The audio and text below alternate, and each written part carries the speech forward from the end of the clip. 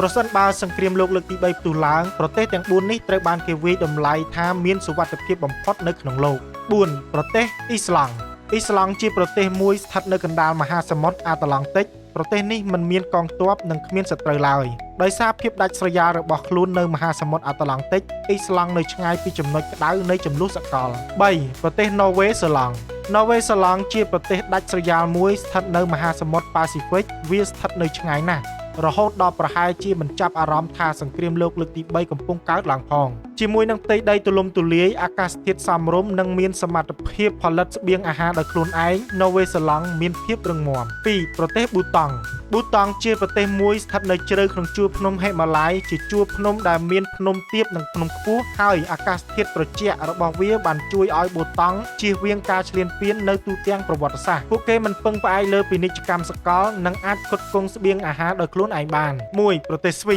សមានការការពារធម្មជាតិពីជួរភ្នំអាល់កងទ័ពបរទេសណាក៏ដោយនឹងត្រូវប្រឈមមុខនឹងរបាំងធម្មជាតិដ៏ធំរបស់ប្រទេសនេះពួកគេបានសាងសង់ប្រព័ន្ធការពារដ៏ធំមួយដែលមានលេនដ្ឋានរូងក្រោមដីនិងកន្លែងលាក់ទុកអាវុធយ៉ាងជ្រៅក្នុងភ្នំតើអ្នកគិតថាមានប្រទេសណាមួយដែលមានសុវត្ថិភាពជាងប្រទេសដែលបានរៀបរាប់ខាងលើដែរឬទេ